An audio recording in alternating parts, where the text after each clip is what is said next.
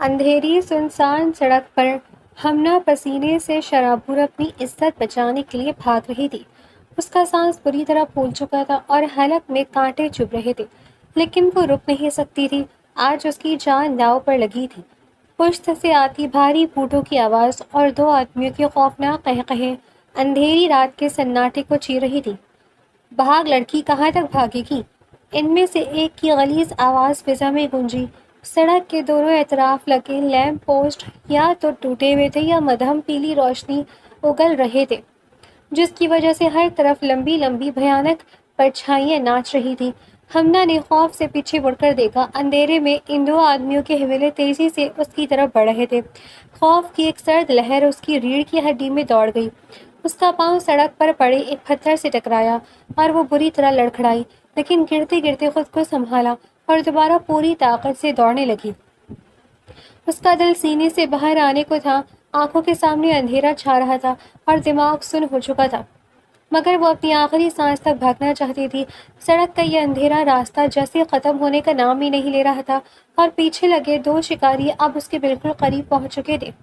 ہمنا نے کبھی بھی نہیں سوچا تھا کہ خضر سے دوستی اس کو اتنی مہنگی پڑ جائے گی۔ 4 دن کی دوستی اور کچھ تحائف نے آج اس کی تمام حیثیت گرا کر رکھ دی تھی۔ خضر نے اسے دھوکے سے اپنی برتھ ڈے پارٹی پر بلایا تھا۔ جب وہ وہاں آئی تو اس کے سوا وہاں کوئی دوسرا موجود نہیں تھا۔ خضر نے موقع پا کر اس کے سامنے ایک رات گزارنے کی پیشکش کی۔ یہ سن کر ہمنا کے پیروں تلے سے زمین نکل گئی۔ اس نے کبھی بھی نہیں سوچا تھا کہ جس شخص کو وہ اپنا دوست بنائے گی وہ اس کے ساتھ اس طرح کا سلوک کرے گا۔ ہمنا وہاں سے جانا چاہتی تھی، مگر خضر نے تالی بجاتی وہاں پر 2 لوگوں کو مدعو کیا اور ہمنا کی طرف دیکھ کر بولا، اگر یہاں سے باہر قدم نکالنے کی کوشش کی تو یہ دونوں آدمی مجھ سے پہلے ہی تمہارے ساتھ۔ یہ کہتے ہی خضر نے اپنا جملہ ادھورا چھوڑ دیا تھا۔ ہمنا نے بے یقینی سے خضر کی جانب دیکھا اور پھر اس کے ساتھ کھڑے ان 2 ہٹے کٹے آدمیوں کو دیکھا۔ ان دونوں کے ہاتھوں میں حرام مشروب کی بوتلیں پکڑی ہوئی تھیں۔ خضر نے ان دونوں کے اشارے سے وہاں سے باہر بھیج دیا اور خود ہمنا کے قریب آنے لگا۔ وہ جیسے جیسے ہمنا کے قریب آ رہا تھا، ہمنا کا وجود خوف سے کانپ رہا تھا۔ ہمنا نے اپنے ہاتھ خضر کے آگے جوڑ دیے اور اس سے رحم کی بھیک مانگنے لگی۔ خضر نے اس کی حالت دیکھتے ہوئے ایک قہقہہ لگایا، ایک ایسا قہقہہ جس میں اس کا شیطانی پن صاف محسوس ہو رہا تھا۔ اس سے پہلے کہ وہ ہمنا کو اپنی گرفت میں کرتا، ہمنا نے پاس پڑا گلدان اٹھا کر پوری قوت سے خضر کے سر پر دے مارا۔ جھٹکا اتنا شدید تھا کہ خضر خود کو سنبھال نہ پایا اور دور جا گرا۔ اس کے سر سے خون برسنے لگا۔ اس کی چیخ سن کر باہر کھڑے دونوں آدمی اندر بھاگ کر آئے۔ وہ دونوں خضر کی جانب جیسے ہی مڑے، ہمنا نے موقع پا کر باہر کی جانب دوڑ لگا دی۔ اسے وہاں سے بھاگتے دیکھ کر خضر چلایا، ابے پکڑو اسے، اگر وہ یہاں سے نکل گئی تو سارا کھیل پر پانی پھر جائے گا۔ وہ دونوں آدمی خضر کو وہاں چھوڑ کر ہمنا کو پکڑنے کے لیے بھاگ گئے۔ ہمنا سڑک پر اندھا دھند بھاگے جا رہی تھی۔ اس کا دوپٹہ اس کے کندھوں سے سرک کر زمین پر گر گیا تھا، بال بکھر گئے تھے۔ پاؤں سے ایک جوتی نکل کر سڑک کے نہ جانے کس جانب گری تھی اور دوسری اس کے پیر میں موجود تھی۔ ہمنا کے پاؤں پتھر اور کانچ پر لگنے سے خون برسنے لگے تھے، مگر اسے ان سب کی پرواہ نہیں تھی۔ اپنے پیچھے سے آتی بھاری بوٹوں کی آواز اور ان کے منہ سے نکلنے والے نازیبا القابات اس کے کانوں میں ہتھوڑے برسا رہے تھے۔ اچانک ہی وہ سامنے کھڑے شخص سے پوری طرح ٹکراتے ہوئے زمین پر گر گئی۔ اس شخص نے ہمنا کو دیکھا تو اسے اٹھا کر سہارا دیا۔ ہمنا نے نگاہیں سامنے پڑی۔ اس نے سامنے پولیس جیپ تھی اور جس شخص سے وہ ٹکرائی تھی وہ کوئی اور نہیں، اس علاقے کا نیا D S P Sohail Durrani تھا۔ اس کے جسم پر موجود وردی دیکھ کر ہمنا نے فوراً ہی اس کے آگے ہاتھ جوڑ دیے اور منت بھرے لہجے میں بولی، مجھے بچا لیجیے، خدا کے لیے، وہ دونوں مجھے مار دیں گے، مجھے بچا لیجیے۔ ہمنا کانپتی ہوئی آواز میں بولی تھی۔ سہیل درانی کی نظر سامنے جا کر ٹک گئی، جہاں پر وہ دونوں آدمی کھڑے اسے ہی دیکھ رہے تھے۔ ان دونوں نے سہیل درانی کے وجود پر موجود وردی کو دیکھا تو ایک جانب تھوک نکل دیا اور بولے، اس لڑکی کو ہمارے حوالے کر دو، یہ ہمارا شکار ہے۔ سب سے پہلے یہ ہمارے باس کو خوش کرے گی، پھر اس کے بعد میں۔ ان کے منہ سے یہ الفاظ سن کر سہیل درانی کی رگیں تن گئیں، جبکہ ہمنا کا وجود سفید پڑ گیا۔ ابے تو کیا اس کے ساتھ بدتمیزی کر رہا ہے؟ آگے چل اور پکڑ اس لڑکی کو۔ دوسرے نے پہلے والے کو ٹوکا اور آگے بڑھ کر ہمنا کی جانب اپنا ہاتھ بڑھایا، مگر اگلے ہی پل ایک چیخ فضا میں گونجی۔ سہیل درانی نے اس شخص کے ہاتھ کو پکڑ کر اس قدر زور سے دبایا کہ سہیل درانی کے بازو کی رگیں صاف صاف نظر آ رہی تھیں، جبکہ اس شخص کا بازو تو جیسے ٹوٹ ہی گیا تھا۔ دوسرا شخص آگے بڑھ کر سہیل درانی نے ایک وار میں اسے زمین پر ڈھیر کر دیا۔ سہیل درانی نے اپنی پاکٹ سے گن نکال کر ان دونوں پر تان دی۔ تھوڑی دیر میں دو حوالدار بھی وہاں آ گئے تھے۔ سہیل درانی نے ان دونوں کی جانب دیکھا جن کے ہاتھوں میں سہیل درانی کے منگوایا گیا کھانا تھا۔ سہیل درانی کی آنکھوں کا اشارہ سمجھ کر انہوں نے کھانا جیب میں رکھا اور خود آگے بڑھ کر ان آدمی کو اپنے قبضے میں کر لیا اور اپنے ساتھ لے گئے۔ سہیل درانی نے پلٹ کر حمنہ کی جانب دیکھا۔ وہ اس کی جانب بڑھا ہی تھا کہ حمنہ کا سر بری طرح سے چکرایا اور اس سے پہلے کہ وہ زمین پر گرتی، سہیل درانی نے مضبوط بازوؤں سے اسے تھام لیا۔ اس کی آنکھ کھلی تو اس نے خود کو ایک عالیشان کمرے کے نرم ملائم بستر پر موجود پایا۔ اس اجنبی جگہ کو دیکھ کر وہ حیران رہ گئی۔ اس نے اٹھنا چاہا تو ایک دم سے اس کے سر میں درد کی ٹیس اٹھی۔ آہ! وہ کراتے ہوئے یہاں وہاں دیکھ رہی تھی کہ اچانک کمرے میں سہیل درانی داخل ہوا۔ سہیل درانی کو دیکھ کر حمنہ گھبرا گئی اور ڈرتے ہوئے بولی، مجھے یہاں کیوں لے کر آئے ہیں آپ؟ کون ہے آپ؟ مجھے گھر جانا ہے۔ حمنہ کو اس طرح خوفزدہ دیکھ کر سہیل درانی کے چہرے پر سنجیدگی کے تاثرات ابھرے۔ وہ ٹھنڈے ڈھار لہجے میں بولا، رات تمہاری جان بچانے والا میں ہوں۔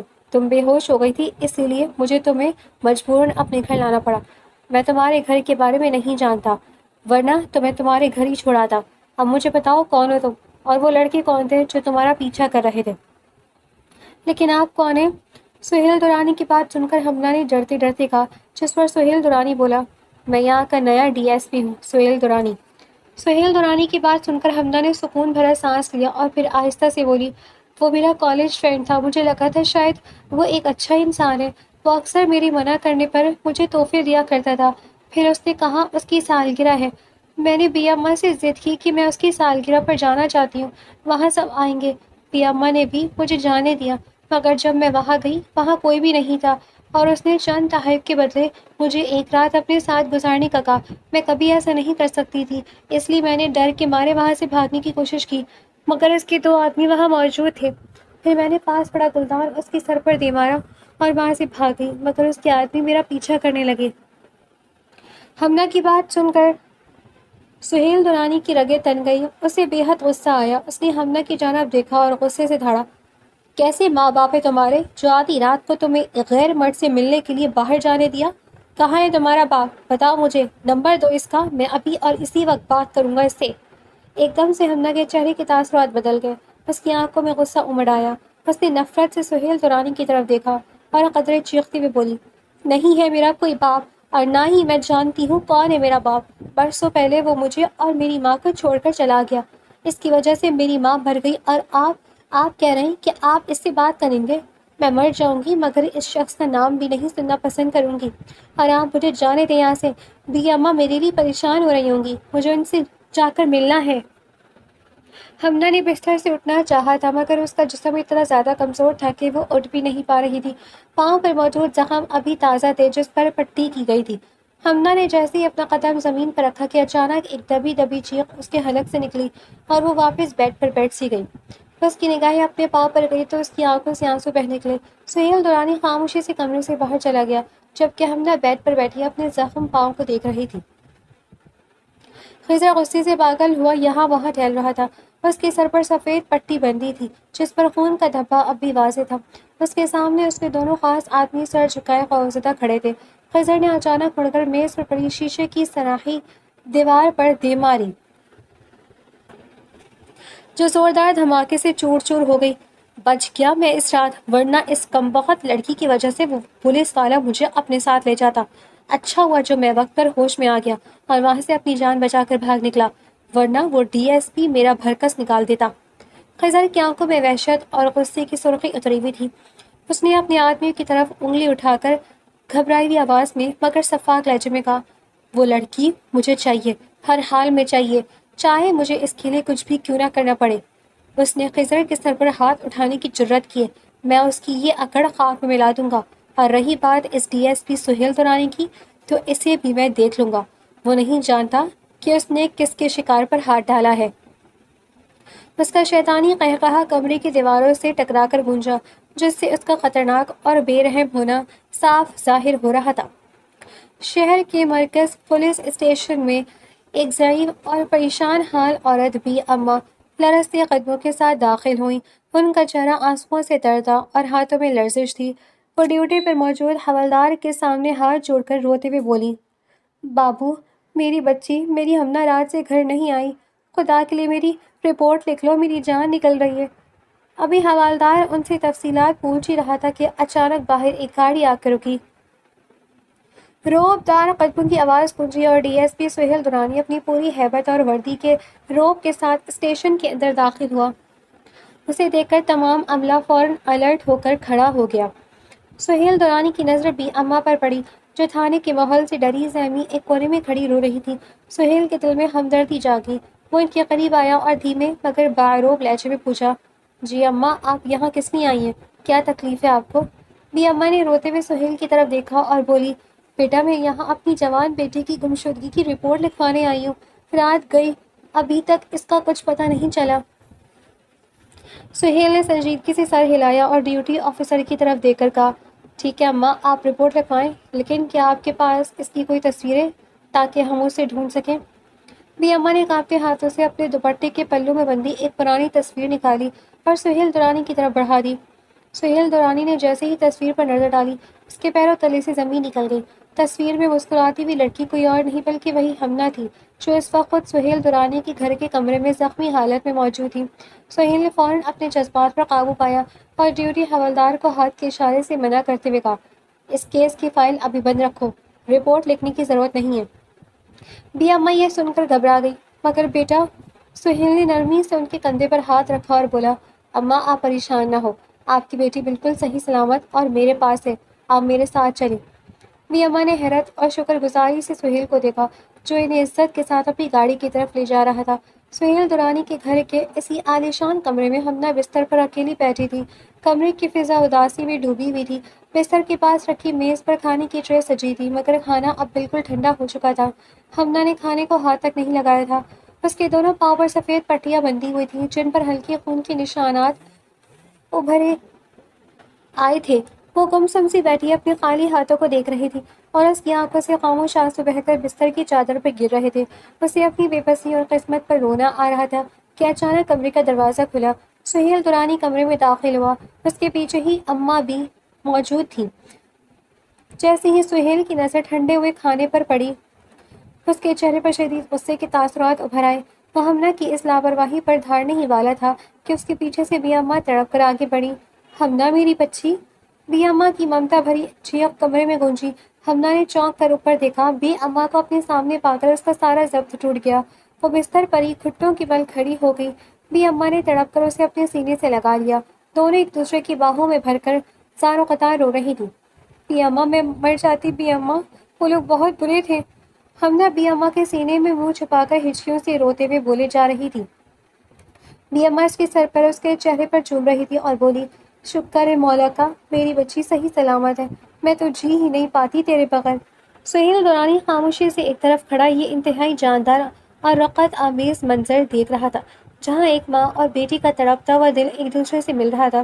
اس کے غصے کی جگہ اب ایک عجیب سے احساس اور خضر کے خلاف مزید نفرت نے لے لی تھی۔ ہمنا نے بھی اماں کے سینے سے لگ کر انہیں رات بھر کی ساری روادات سنا ڈالی۔ بھی اماں کا دل بری طرح سے دھڑک گیا تھا۔ انہوں نے سہیل درانی کی جانب دیکھ کر اس کا شکریہ ادا کیا۔ بیٹا، اگر تم اس وقت وہاں نہ ہوتے تو پتہ نہیں ہمنا کے ساتھ کیا ہو جاتا۔ خدا تمہارا بھلا کرے جو تم نے میری بچی کی جان بچائی۔ ماں جی، اس میں شکریہ کرنے کی کوئی بات نہیں ہے، یہ ہمارا فرض ہے کہ ہم آپ لوگوں کی حفاظت کریں۔ سہیل درانی کی بات سن کر بھی اماں مسکرائی تھیں، جبکہ ہمنا نے بھی اماں کا ہاتھ مضبوطی سے تھامتے ہوئے بولا، بھی اماں، مجھے گھر جانا ہے، چلیں ہم لوگ گھر چلتے ہیں۔ ہاں میری بچی، ہم چلتے ہیں۔ بھی اماں اسے سہارا دے کر اٹھانا چاہتی تھی کہ اچانک ہی سہیل درانی کا فون بجا۔ سہیل درانی نے فوراً فون کان کے ساتھ لگایا۔ دوسری جانب سے ملنے والی خبر سن کر سہیل درانی کا چہرہ غصے سے سخت ہو گیا۔ اس نے فون بند کر کے اپنی جیب میں رکھا اور ہمنا کی جانب دیکھتے ہوئے سخت لہجے میں بولا، تم ابھی کہیں نہیں جا سکتی جب تک میں نہ کہوں۔ کیا مطلب؟ جب تک آپ نہ کہیں نہیں جا سکتی؟ مجھے میرے گھر جانا ہے، مجھے یہاں نہیں رہنا۔ سہیل درانی کی بات سن کر ہمنا نے ڈرتے ہوئے کہا، جس پر سہیل درانی بولا، جس شخص کے ہاتھوں تم رات بچ کر آئی ہو نا، اس شخص کا باپ جانا مانا گنڈا ہے، لڑکیوں کی دستگیری کرنا، نشے کی سپلائی، اس کے علاوہ اور بھی بہت سے ایسے غلط کام ہیں جس میں اس شخص کے باپ کا ہاتھ ہے۔ اسی کے باپ کو پکڑنے کے لیے میں یہاں ٹرانسفر کروا کر آیا ہوں۔ مگر میں نہیں جانتا کہ میرا سامنا تم سے ہو جائے گا جو اس کے بیٹے کے ہاتھوں بچ کر بھاگی ہو۔ اس کے آدمی جگہ جگہ تمہیں ڈھونڈ رہے ہیں، اس لیے باہر جانا، اس گھر سے باہر قدم نکالنا تمہارے لیے خطرے سے کم نہیں ہے۔ جب تک میں نہ کہوں تم کہیں نہیں جاؤ گی، تم اور تمہاری بی اماں اسی گھر پہ رہو گے۔ مگر مجھے نہیں رہنا یہاں پہ، مجھے میرے گھر جانا ہے۔ میں نے کہا نا تم کہیں نہیں جاؤ گی، سمجھ نہیں آ رہا تمہیں؟ اور میں نے آپ سے کہا کہ میں جاؤں گی اور میں جا کر رہوں گی۔ دیکھو لڑکی، ہمنا نام ہے میرا، جو بھی نام ہے، مجھے اس سے کوئی غرض نہیں ہے۔ تم سے جب میں نے ایک بار کہہ دیا کہ تم اس کمرے سے باہر قدم نہیں نکالو گی تو اس کا مطلب ہے کہ تم اس کمرے سے باہر قدم نہیں نکالو گی۔ اور جب میں نے آپ سے کہا ہے کہ میں اپنے گھر جاؤں گی تو مطلب میں جا کر رہوں گی۔ تمہیں عزت کی اور محبت کی زبان سمجھ آتی ہے یا نہیں؟ اور آپ کو آرام سے کوئی بات سمجھ آتی ہے یا نہیں؟ نہیں، مجھے کوئی بات نہیں سمجھ آتی۔ جب ہم پولیس والے اپنا کام پوری ایمانداری سے کرنے لگتے ہیں تو تم جیسی لڑکیاں اپنا ایٹیٹیوڈ دکھاتی ہو۔ اپنا سستا سا ایٹیٹیوڈ کہیں اور جا کر دکھاؤ، ہم جیسے پولیس والوں کو نہیں، سمجھی تم؟ آپ میرے ایٹیٹیوڈ کو سستا کہہ رہی ہیں؟ کہہ رہا ہوں تو آپ خاموش ہو جاؤ تم دونوں۔ اس سے پہلے کہ حمدہ کچھ کہتی، بی اماں غصے سے بولی تھی۔ بی اماں کی بات سن کر حمدہ کے چہرے پر معصومیت سے تاثرات ابھرے۔ ان کی جانب دیکھا اور قدرے معصوم لہجے میں بولی، بی اماں مجھے گھر جانا ہے۔ خاموش رہو تم حمدہ۔ بی اماں سہیل درانی کا ہاتھ تھام کر اسے باہر لے آئیں اور بولی، معاف کر دینا بیٹا، وہ بہت ہی زیادہ ضدی ہے، مگر دل کی وہ بہت صاف ہے۔ تم بتاؤ، تم کیا کہہ رہے تھے؟ کیا وہ شخص سچ میں حمدہ کے پیچھے پڑا ہے؟ جی بی اماں، وہ حمدہ کے پیچھے پڑا ہوا ہے، اس کے آدمی جگہ جگہ اسے تلاش کر رہے ہیں۔ اگر اس بار حمدہ اس کے ہاتھ لگ گئی تو بہت مشکل ہوگا حمدہ کا واپس آنا۔ آپ پلیز یہیں پر رہیں، آپ کو یہاں پر کسی طرح کی کوئی پریشانی نہیں ہوگی۔ میں اپنی والدہ کو بھی یہاں لے آؤں گا، وہ دراصل میری بہن کے یہاں کراچی نہیں ہے، آج ہی وہ واپس آ رہی ہیں۔ وہ جب یہاں واپس آ جائیں گی تو آپ لوگوں کو اس گھر میں عجیب سا محسوس نہیں ہوگا۔ بیٹا مگر ہم لوگ تم پر بوجھ نہیں بننا چاہتے۔ بوجھ کی بات نہیں ہے بی اماں، ہم لوگوں کا فرض ہے آپ لوگوں کی حفاظت کرنا۔ بیٹا میں تمہارا یہ احسان زندگی میں کبھی نہیں بھولوں گی۔ اب آپ یہ کہہ کر مجھے شرمندہ کر رہی ہیں۔ بیٹا بھی کہہ رہی ہیں اور شکریہ بھی ادا کر رہی ہیں۔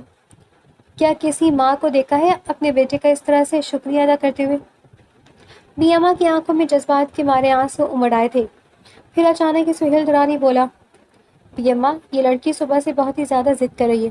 اس جیسی ضدی اور خود دماغ لڑکی میں نے آج تک نہیں دیکھی تھی اپنی زندگی میں۔ اس کی غلطی نہیں ہے بیٹا، حالات نے اسے ایسا بنا دیا ہے۔ پیدا ہوتے ہی اس کا باپ اسے چھوڑ کر چلا گیا۔ لوگوں نے بہت تانے دیے اس کی ماں کو، یہاں تک کہ کچھ نے تو اس کے باپ اور اس کی ماں کے مقدس اور پاک رشتے کو ناجائز کہہ دیا۔ جو نہیں جانتے تھے انہوں نے اس بچی کو ناجائز اولاد کا نام دیا۔ 10 سال کی تھی جب ماں کینسر کی بیماری سے لڑتے لڑتے اس دنیا سے چلی گئی۔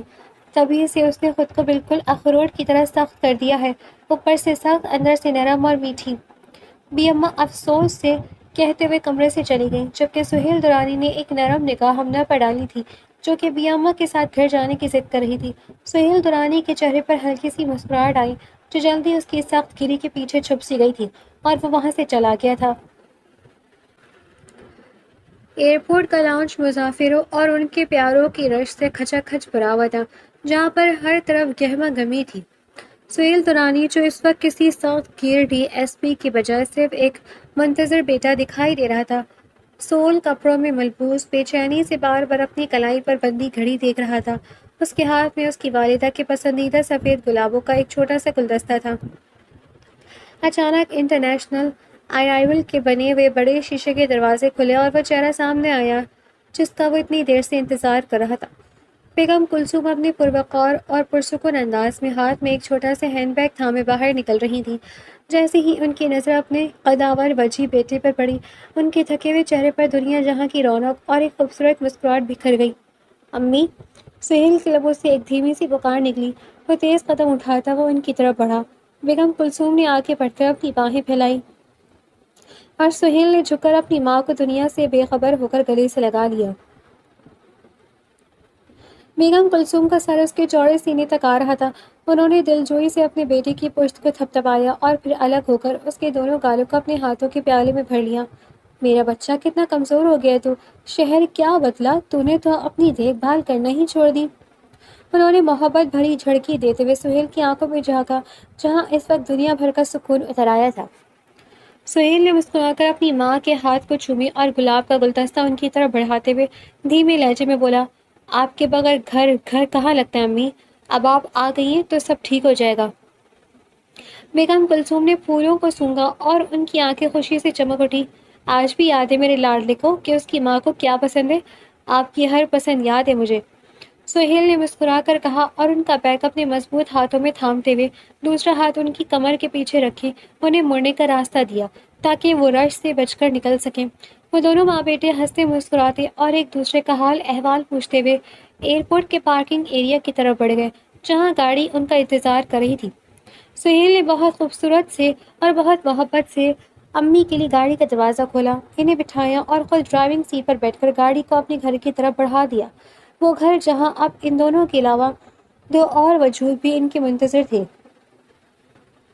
بی اماں پلیز مجھے گھر جانا ہے، مجھے یہاں نہیں رہنا۔ بیٹا کیا تم نے صبح پولیس والی کی بات نہیں سنی تھی؟ اس نے کیا کہا تھا؟ وہ جھوٹ بول رہے ہیں، جان بوجھ کر ایسا کر رہا ہے۔ مجھے نہیں رہنا یہاں، مجھے گھر جانا ہے۔ ہمنا بھی اماں کا ہاتھ ہمیں گھر جانے کی ضد کر رہی تھی کہ اچانک ہی دروازے سے ایک نرم اور شفقت بھری آواز اس کے کانوں سے ٹکرائی۔ کیا یہاں پر رہنا آپ کو پسند نہیں آ رہا؟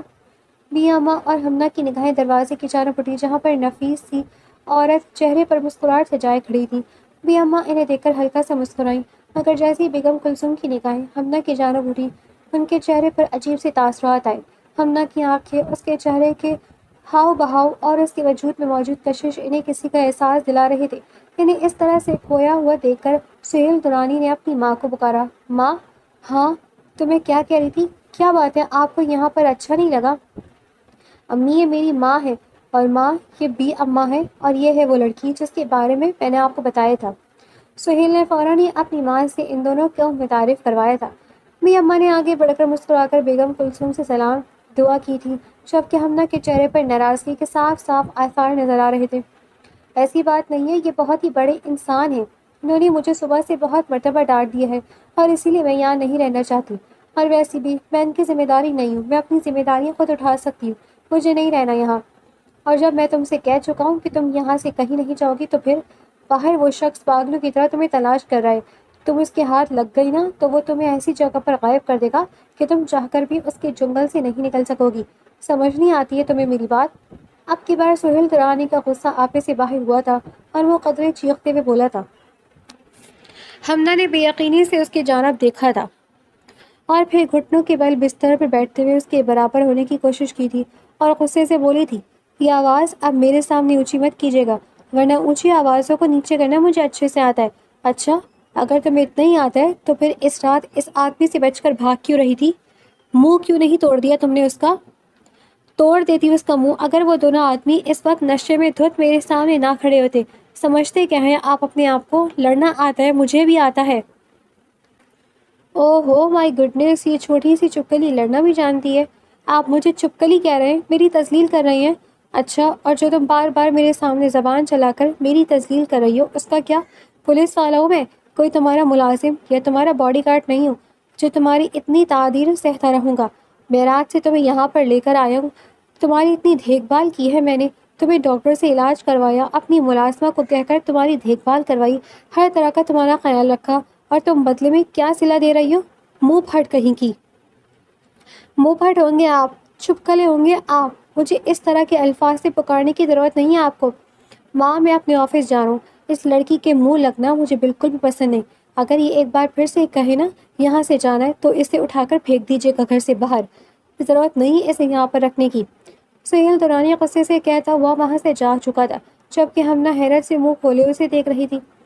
بیگم کلثوم مسکرا کر اس کے قریب آئی اور اس کے ماتھے پر موجود شکنیں دے کر آہستہ سے اس کے سر پر ہاتھ رکھ دیا اور بولی، بیٹا گھبراؤ مت، جب تک میں یہاں ہوں تم لوگوں کے ساتھ کچھ بھی نہیں ہوگا، اور میرا بیٹا اپنی ذمہ داریوں کا بہت پکا ہے، ایک چیز جب وہ اپنے ذمے لے لے تو پھر اپنی ذمہ داری پوری کر کے چھوڑتا ہے، لیکن جانے کیوں مجھے ایسا لگ رہا ہے جیسے میں نے تمہیں پہلے کہیں دیکھا ہے۔ بیگم کلثوم کی بات سن کر حمدہ نے ناسمجھی سے انہیں دیکھا تھا اور بولی، لیکن میں آپ کو نہیں جانتی۔ بی اماں بیگم کلثوم کو پہچان چکی تھی، اسی لیے آہستہ سے بولی، اس دنیا میں بہت سے لوگ ایک دوسرے سے ملتے جلتے ہیں، شاید انہی میں سے کسی ایک کو دیکھ لیا ہوگا آپ نے جس کا چہرہ اس سے ملتا ہو۔ بیگم کلثوم نے بی اماں کی بات سنی تو ایک گہرا سانس لیا اور پھر وہ ان دونوں کے ساتھ کچھ گپوں میں مصروف ہو گئی۔ شہر کے ایک سنسان اور تاریک کونے میں واقع پرانی فیکٹری جو باہر سے کھنڈر دکھتی تھی، اندر سے جرائم کا گڑھ بنی ہوئی تھی۔ اسی فیکٹری کے ایک خفیہ تہخانے میں، جہاں لوہے کے بھاری دروازوں کے پیچھے معصوم لڑکیوں کو اغوا کر کے قید کیا گیا تھا، وہاں شہر کا سب سے بڑا گنڈا بابر جاوید اپنے بیٹے خضر کے ساتھ موجود تھا۔ خضر، جس کے سر پر ابھی تک حملہ کا مارا ہوا گلدان کا زخم ہرا تھا اور سفید پٹی بندھی تھی، غصے سے چباتے ہوئے لہجے میں اپنے باپ سے کہہ رہا تھا، بس اب بہت ہو گیا بابا، وہ لڑکی مجھے چاہیے، ہر حال میں چاہیے مجھے، اس کے لیے پورے شہر کو آنکھ کیوں نہ لگانا پڑے۔ بابر جاوید نے ہاتھ میں پکڑا ہوا سگار ایش ٹرے میں مسلا اور کڑکدار شفاف آواز میں بولا، بیوقوف لڑکے، ہوش کے ناخن لو، وہ لڑکی اس وقت اس نئے D S P Sohail Durrani کے گھر پر ہے، وہ اس کی حفاظت کر رہا ہے، اور تم یہ مت بھولو کہ اس پولیس والے کی وجہ سے میں پچھلے 2 مہینوں سے اپنی جان بچانے کے لیے یہاں چھپ کر بیٹھا ہوا ہوں۔ وہ ہاتھ دھو کر میرے پیچھے پڑا ہوا ہے، میری آدھی سپلائی اس نے بند کر دی ہے، اور تم یہاں ایک معمولی لڑکی کے پیچھے پاگل ہو کر پھر رہے ہو۔ ہوش کرو، یہ سب بند کرو۔ نہیں بابا، میں نے نہیں بھول سکتا، اس نے میرے سر پر ہاتھ اٹھانے کی جرت کی ہے۔ خیزر کی آنکھوں میں وحشت اتر آئی تھی۔ وہ میز پر مکہ مار کر بولا، مجھے وہ لڑکی چاہیے، آپ اسے آگے پیچھے یا نہ بیچے، وہ کالا دھندا آپ کا ہے، لیکن اس سے پہلے وہ لڑکی میرے بستر پر مجھے چاہیے، میں اس کی اکڑ خاک میں ملا کر رہوں گا۔ تہہ خانے کے پوسیدہ اور نمدار دیواروں سے خضر کی یہ غلیظ اور شرمناک الفاظ ٹکرا رہے تھے، لیکن وہ دونوں اس بات سے بالکل بے خبر تھے کہ موت ان کے سر پر دستک دے چکی ہے۔ فیکٹری کے ٹھیک باہر گھنے اندھیرے اور جھاڑی کی اوٹ میں D S P Sohail Durrani اپنی پوری فورس اور وائرلیس ہیڈ فون کان سے لگائے کھڑا تھا، جس کے ذریعے اندر کی ایک ایک بات اور خضر کا ہر ایک غلیظ لفظ اس کے کانوں تک پہنچ رہا تھا۔ سہیل درانی کے خفیہ مخبروں نے چند گھنٹے پہلے اس اڈے کا سراغ لگایا تھا اور وہ اپنی پوری ٹیم کے ساتھ یہاں بیک اپ پوزیشن سنبھالے ہوئے تھا۔ جیسے ہی خضر کے منہ سے حملہ کے لیے وہ غلیظ جملہ میرے بستر پر مجھے چاہیے نکلا، سہیل درانی کے وجود میں جیسے بارود کو آگ لگ گئی۔ اس کے چہرے کے تاثرات اتنے بھیانک اور غضبناک ہو گئے کہ پاس کھڑے حوالداروں کا بھی خون جم گیا۔ اس کے بازو کی رگیں تن گئی، آنکھیں غصے سے سرخ انگارہ بن گئی اور ہاتھ خود بخود گن کے ٹریگر پر جا ٹک گئی۔ ہمنا کی عزت پر اٹھنے والی یہ غلیظ زبان سہیل درانی کو ایک سیکنڈ کے لیے بھی برداشت نہیں تھی۔ وہ اب کسی آرڈر کا انتظار کرنے والا نہیں تھا۔ سہیل درانی بول رہا ہوں، پوزیشن اے اور پوزیشن بی، فائر۔ سہیل نے وائرلیس پر گرجدار آواز میں کمانڈ دی اور اگلے ہی پل فیکٹری کا ماحول گولیوں کی تڑتڑاہٹ سے گونج اٹھا۔ پولیس، کوئی اپنی جگہ سے نہیں ہلے گا۔ سہیل درانی نے پوری قوت سے لوہے کا بھاری دروازہ اپنے بوٹ کی ٹھوکر سے اکھاڑ پھینکا، دھماکے کے ساتھ دروازہ زمین پر گرا، اندر موجود غنڈے کو سنبھلنے کا موقع ہی نہیں ملا۔ سہیل درانی کسی شیر کی طرح اندر داخل ہوا اور جو بھی غنڈا گن اٹھانے کی کوشش کرتا، سہیل کی گولی سیدھی اس کے کندھے یا پیر پر لگتی۔ چند ہی منٹوں میں فیکٹری کا وہ خفیہ اڈا چیخ و پکار سے لرز اٹھا۔ پولیس اہلکاروں نے تیزی سے آگے بڑھ کر قید کی گئی معصوم لڑکیوں کو اپنے حصار میں لے لیا۔ خضر اور بابر جاوید نے جیسے ہی یہ منظر دیکھا، ان کے چہرے خوف سے سفید پڑ گئے۔ بابر جاوید نے اپنی پسٹل نکالنے کی کوشش کی، مگر اس سے پہلے کہ وہ ٹریگر دباتا، سہیل درانی نے ایک چیتے کی طرح اسے جھپٹ کر اس کی کلائی پر ایسا وار کیا کہ ہڈی ٹوٹنے کی آواز آئی اور گن دور جا گری۔ سہیل نے ایک زوردار گھوسا بابر جاوید کے منہ پر مارا، جس سے وہ خون تھوکتا ہوا زمین پر جا گرا۔ خضر نے وہاں سے بھاگنے کے لیے دوڑ لگائی، لیکن وہ 2 قدم ہی بڑھا تھا کہ سہیل درانی نے پیچھے سے اس کے بال دبوچ لیے اور پوری طاقت سے اسے گھسیٹتے ہوئے لوہے کے میز پر پٹک دیا۔ بڑا شوق ہے نا تمہیں لڑکیوں کی زندگی برباد کرنے کا؟ سہیل کی آواز میں قہر تھا۔ اس نے خضر کا گریبان پکڑ کر اسے اٹھایا اور ایک کے بعد ایک جاندار گھوسا اس کے چہرے پر مارنا شروع کیا۔ خضر کا منہ خون سے بھر گیا۔ اس کی وہ اکڑ جو چند منٹ پہلے تھی، اب گلی کے کسی کتے کی طرح رحم کی بھیک میں بدل چکی تھی۔ انسپکٹر صاحب، مجھے چھوڑ دیں، مجھے معاف کر دیں، وہ گڑ گڑایا۔ D S P Sohail Durrani نام ہے میرا، اور جو نام تم اپنے گندے منہ سے لے رہے تھے نا، اس کے سائے پر بھی اگر تمہاری نظر پڑی تو میں تمہاری زبان کھینچ لوں گا، سہیل نے چباتے ہوئے خوفناک لہجے میں کہا، اور خضر کو زمین پر پٹک کر اپنے بوٹ کی ایڑی اس کے اسی ہاتھ پر رکھ دی اور دبا دی، جس سے اس نے ہمنا پر ہاتھ ڈالنے کی کوشش کی تھی۔ خضر کی دردناک چیخ پورے تہہ خانے میں گونج اٹھی۔ حوالدار، ان دونوں باپ بیٹے کو ہتکڑیاں لگاؤ، ان کا کالا دھندا آج ہمیشہ کے لیے ختم۔ شہر کے سب سے اندھیرے لاک اپ میں بند کرو انہیں، جہاں سورج کی روشنی بھی نہ پہنچے۔ سہیل نے ہانپتے ہوئے غصے سے حکم دیا۔ بابر، جاوید اور خضر، جو کل تک اس شہر کے فرعون بنے ہوئے تھے، اب پولیس کے ہاتھوں کچرے کی طرف گھسیٹے جا رہے تھے۔ ان کا غرور، کالا دھندا اور طاقت خاک میں مل چکی تھی، اور ان کا انجام انتہائی عبرتناک ہو چکا تھا۔ سہیل درانی نے اپنی گن واپس ہولسٹر میں رکھی، ایک گہرا سانس لیا اور اس کے ذہن میں ہمنا کا معصوم ضدی چہرہ ابھرا۔ اب وہ محفوظ تھی۔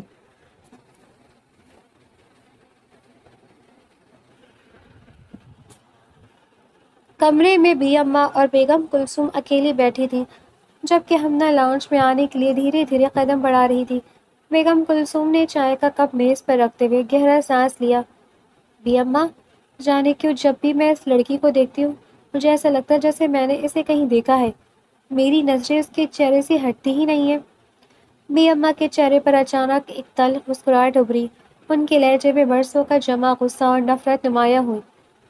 کیوں نہیں دیکھے گی اب اسے؟ آخر کو آپ کے سگے دیور کی بیٹی جو ہے وہ۔ بی اماں کی یہ بات سن کر بیگم کلثوم کے پیروں تلے سے زمین نکل گئی۔ وہ حیرت سے آنکھیں پھاڑے بولی، کیا کیا کہہ رہی ہیں آپ بی اماں؟ یہ آپ کیا کہہ رہی ہیں؟ میں سچ کہہ رہی ہوں، بی اماں نے دکھ سے کہا۔ ہمنا کی ماں نے مرنے سے پہلے مجھے اپنی شادی کا البم دکھایا تھا، جس میں میں نے آپ کو اور آپ کے خاندان کو دیکھا تھا، اسی لیے میں نے آپ کو پہلی نظر میں پہچان لیا تھا، مگر میں ہمنا کے سامنے سچ بول نہیں سکتی تھی کیونکہ وہ اپنے باپ کے نام سے بھی نفرت کرتی ہے۔ بیگم کلثوم کا دل جیسے دھڑکنا بھول گیا، ان کی آنکھوں میں آنسو آ گئے۔ کیا سچ میں یہ میرے دیور احمد کی بیٹی ہے؟ ہاں، آپ کا وہی دیور جو ان دونوں ماں بیٹیوں کو بے آسرا چھوڑ کر چلا گیا تھا اور پلٹ کر خبر بھی نہ لی، بی اماں نے شکوہ کیا۔ بیگم کلثوم کے چہرے پر شدید دکھ اور شرمندگی کے تاثرات ابھر آئے۔ انہوں نے تڑپ کر بی اماں کا ہاتھ تھاما۔ خدا کی قسم بی اماں، آپ لوگ جیسا سوچ رہے ہیں ویسا نہیں ہے، وہ انہیں چھوڑ کر نہیں گیا تھا، وہ تو برسے پہلے ایک کار ایکسیڈنٹ میں موقع پر ہی مار گیا تھا۔ ہمیں کبھی اس کی دوسری شادی، ہمنا یا اور اس کی ماں کے بارے میں پتہ ہی نہیں چل سکا۔ جب ہمیں ایک ڈائری سے کچھ اشارہ ملا تو ہم نے بہت ڈھونڈنے کی کوشش کی، مگر جب تک ہم ان کے پرانے ایڈریس پر پہنچے پتہ چلا کہ وہ لوگ گھر چھوڑ کر کہیں جا چکے تھے۔ اس کے بعد ہم کبھی ان سے مل ہی نہ سکے۔ احمد کی موت کا سچ سن کر بی اماں کے دل کو بھی شدید دھچکا لگا اور ان کا غصہ دکھ میں بدل گیا۔ دوسری طرف لاؤنج کے دروازے کے پاس کھڑی ہمنا یہ ساری باتیں سن چکی تھی، اپنے باپ کی موت کا سچ اور یہ کہ وہ ناجائز نہیں ہے سن کر اس کا دماغ سن ہو گیا، آنکھوں سے آنسوؤں کا سیلاب بہہ نکلا۔ وہ اس سچ کے بوجھ کو سنبھال نہ پائی اور الٹے قدموں اپنے کمرے کی طرف بھاگی۔ مگر ابھی وہ 2 قدم ہی چلی تھی کہ اچانک اس کے زخمی پاؤں میں شدید درد کی ٹیس اٹھی، اس کا توازن بگڑا اور وہ ایک دم زمین کی طرف گرنے لگی۔ ہمنا نے خوف سے آنکھیں بند کر لی، مگر اگلے ہی پل وہ زمین کے سخت فرش کے بجائے کسی کے مضبوط اور چوڑے سینے سے جا ٹکرائی۔ سہیل درانی، جو ابھی فیکٹری کا کامیاب آپریشن کر کے واپس لوٹا تھا، اس نے وقت پر تڑپ کر ہمنا کو اپنے مضبوط بازوؤں کے حصار میں جکڑ لیا تھا۔ ہمنا نے کانپتی ہوئی پلکیں اٹھا کر دیکھا تو سہیل کی فکر مند اور گہری نظریں اس کے آنسوؤں سے تر چہرے پر ٹکی ہوئی تھی۔ اس نے ہمنا کو گرنے سے بچا لیا تھا۔ ہمنا بری طرح رو رہی تھی، اس کی ہچکیاں بند چکی تھی۔ اسے اس طرح ٹوٹ کر روتا دیکھ کر سہیل درانی کے دل میں پہلی بار ایک شدید تکلیف کا احساس جاگا۔ اس کا سخت گیر اور روب دار دل ہمنا کے آنسو دیکھ کر پگھلنے لگا تھا۔ کیا ہوا ہمنا، تم کیوں رو رہی ہو؟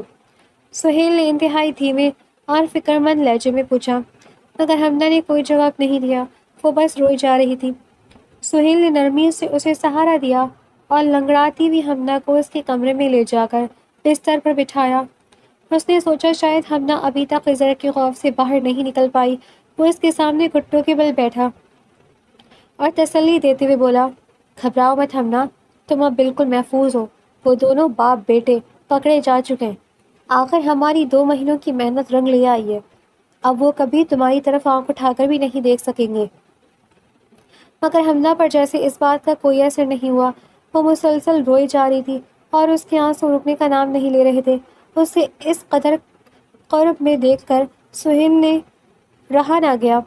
اس نے آگے بڑھ کر حمنا کا کانپتا ہوا ہاتھ بہت نرمی سے اپنے مضبوط ہاتھوں میں تھاما اور بھرائی ہوئی آواز میں پوچھا، خدا کے لیے بتاؤ حمنا، کیا ہوا ہے؟ حمنا نے روتے ہوئے اپنی سرخ آنکھیں اٹھائیں اور سہیل کی طرف دیکھ کر ٹوٹے ہوئے لہجے میں بولی، میں اپنے باپ سے نفرت کرتی تھی سہیل، کیونکہ سب کہتے تھے کہ میں ناجائز ہوں، میرا کوئی باپ ہی نہیں ہے۔ مجھے بہت غصہ آتا تھا جب بھی کوئی مجھ سے میرے باپ کے بارے میں پوچھتا تھا، مگر میں نے ایک ایسے انسان سے نفرت کی جو برسوں پہلے اس دنیا سے مر گیا تھا۔ اس نے ہمیں دھوکہ نہیں دیا تھا، بلکہ اس کے ساتھ اور ہمارے ساتھ وقت نے دھوکہ کیا تھا۔ میری ماں چلی گئی، پاپا بھی چلے گئے، میں کیوں زندہ ہوں سہیل، میں کیوں زندہ ہوں؟ یہ کہتے ہوئے حمنا کا ضبط بالکل ٹوٹ گیا اور وہ دوبارہ پھوٹ پھوٹ کر رونے لگی۔ سہیل درانی کا دماغ سن ہو چکا تھا۔ اسے سمجھ نہیں آ رہا تھا کہ وہ حمنا کو کیسے سنبھالے اور کیا کہے۔ اس کے دل میں حمنا کے لیے دنیا بھر کی ہمدردی اور محبت جاگ اٹھی تھی۔ حمنا کے اندر جیسے سسکیوں کا ایک طوفان پھٹ پڑا۔ برسوں سے جس ناجائز ہونے کی تانے کو وہ اپنے سینے پر پتھر کی طرح ڈھوتی آئی تھی، وہ پتھر آج پگھل کر آنکھوں سے بہہ رہا تھا۔ ٹھیک اسی وقت کمرے کا دروازہ کھلا اور بیگم کلثوم تڑپتی ہوئی اندر داخل ہوئی۔ حمنا کو اس طرح ٹوٹ کر روتا دیکھ کر ان کی اپنی ممتا لہو لہان ہو گئی۔ وہ بھاگ کر بستر پر بیٹھی اور حمنا کو زبردستی اپنے سینے سے لگا لیا۔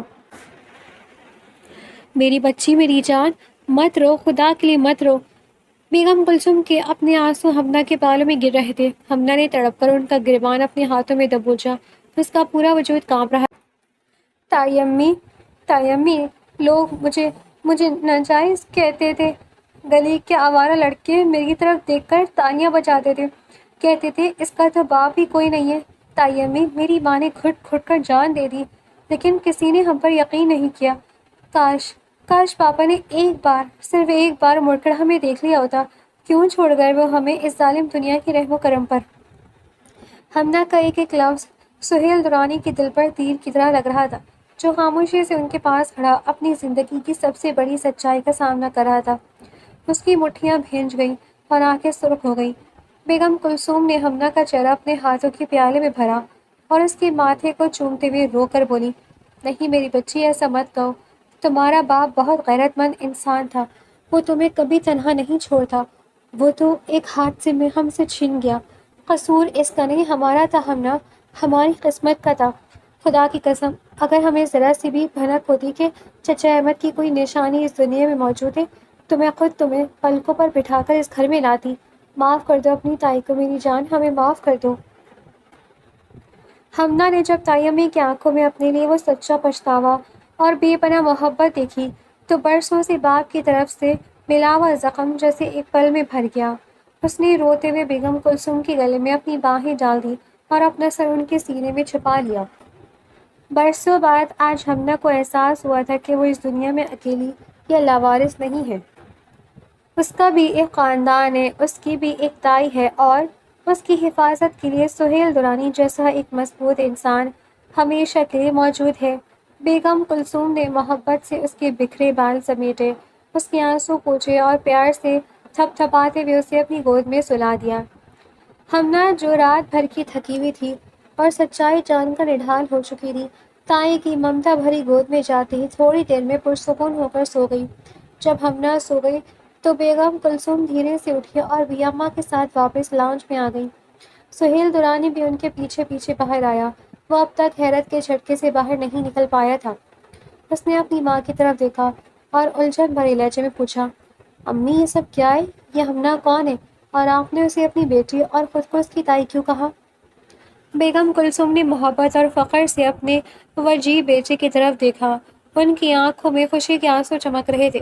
وہ مسکرا کر بولی، سہیل، یہ حمنا کوئی عام لڑکی یا تمہارے کیس کی گواہ نہیں ہے، یہ تمہارے مرحوم چچا احمد کی اکلوتی بیٹی ہے۔ ماں کی زبان سے یہ سچ سن کر سہیل درانی کے چہرے پر ایک سحر انگیز اور دلکش مسکراہٹ ابھر آئی۔ اس نے ایک نظر بند کمرے کے دروازے کی طرف دیکھا جہاں حمنا سو رہی تھی۔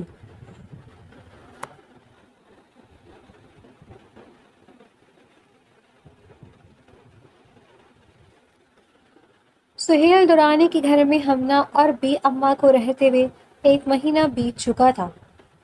اس 1 مہینے میں جیسے سب کچھ بدل گیا تھا۔ بیگم کلثوم اور ہمنا کی ضد پر بی اماں ہنستے ہوئے ان کے ساتھ اسی گھر میں رہنے کے لیے تیار ہو گئی تھی۔ ہمنا اب بیگم کلثوم کے ساتھ اس قدر اٹیچ ہو چکی تھی کہ سارا دن ان کے پیچھے پیچھے گھومتی اور لاڈ اٹھواتی۔ وہ اکھڑی اکھڑی اور ضدی لڑکی اب ہر وقت کھلکھلاتی رہتی تھی۔ اس 1 مہینے میں سہیل ڈیوٹی سے جلدی گھر آنے لگا تھا۔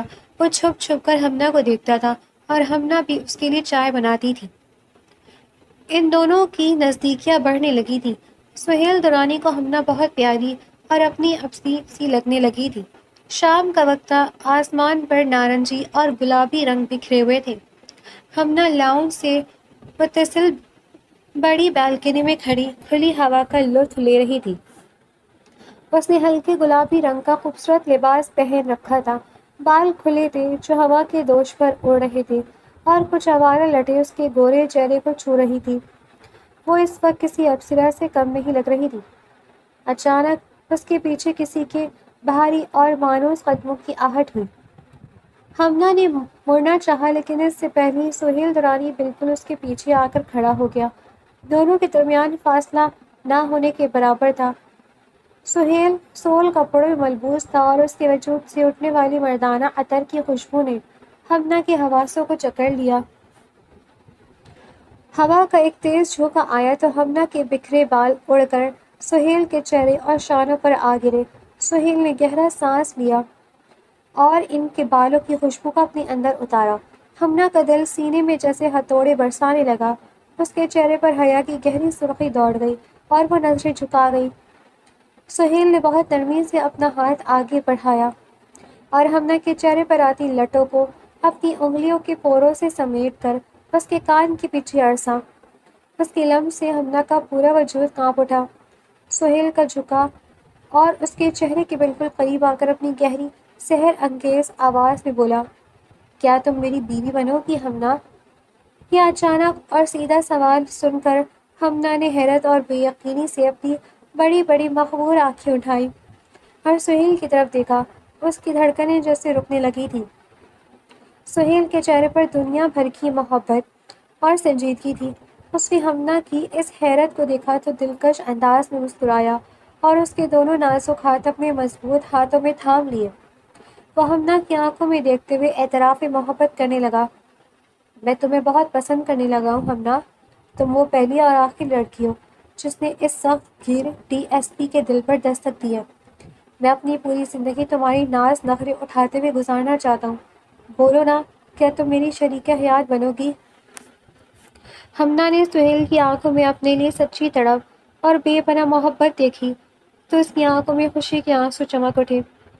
اس کا سارا مان، ساری ضد اس شخص کی محبت کے آگے پگھل چکی تھی۔